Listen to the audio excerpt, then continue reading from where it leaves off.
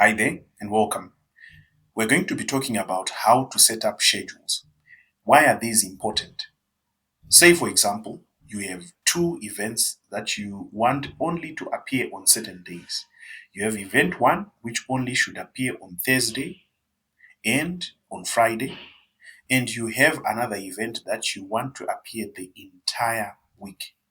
You can differentiate these availability schedules by creating two distinct schedules within Calendly. So remember, schedules can be applied to existing meetings or to new meetings. Not when I say meeting, I'm referring to events. It can be used interchangeably. So here, when you go to your extreme left, you see where it says availability. You click that. There are schedules, calendar settings, and advanced settings. What we are concerned about are the schedules. This is the working hours schedule. If you want to rename this schedule, you just click these three dots and click rename. Say we want to call it working hours 1 schedule. So we just click save. You notice that it runs from Monday to Friday. Say we want to create working hours 2 schedule that we're going to apply on a different meeting. What do? We just click here where it says working hours default and say create new schedule. We then put the name of the schedule. We want to name it 2 and then we create.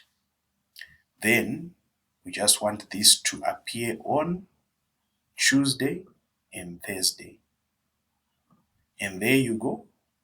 You now have an event that only occurs on Tuesday and Thursday.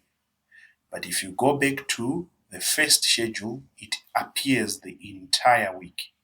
So that's how you set up schedules. The next thing that comes to mind is how do you put in the hours? So after you put the schedule name and create the schedule, what you then do is choose the event or choose the schedule that you want to edit. Say you want to edit schedule number 2. Right now, it's not applied to any event. If you want to apply it to an event, you just click that event and click apply. You can apply 2 schedules to the same event. It can only be one. So the next thing is, say we want to add times on Monday. We want to start at 9 o'clock and then end at 5 o'clock. So you just input the details. But sometimes you have lunch and you want to leave out that space. So what do? You add another time slot. So say you have lunch at 1, so you start at 9 and then you end at 1 o'clock. Then you continue from 2 o'clock to 5 o'clock. So as you can see, when you go on your schedule, what will happen is that there will be a gap between 1 and 2. Now you've created free time. You can even add a tea break, say between 9 and 10 or between 10 and 11, depending on your tea time. So you can create breaks in your events. You can also choose your time zone just by clicking this. This part is important because if you put in the incorrect time zone, then people might book with you at the wrong time. So make sure you choose the right time zone for that schedule. I'm sure you've asked yourself, how do I block times when I'm in Calendly? Just go here, next to weekly hours, date specific hours. You just click hours. So say on the 6th, you do not want to start work at 9 o'clock. You want to start work at 10 o'clock because you've got a doctor's appointment at 9. You simply change the time from 10 to 1700 and you apply. And on the 6th, this is the time that's going to work. Say you are not available on the 7th. You simply click the 7th, and the next thing that you do is you click this remove interval button. Once you do that, you click apply, and on the 7th, you are unavailable.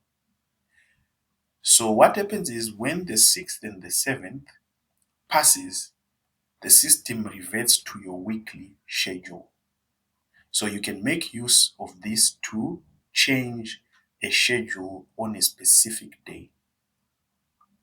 Maybe you might be wondering, what if I want to change the schedule on several days?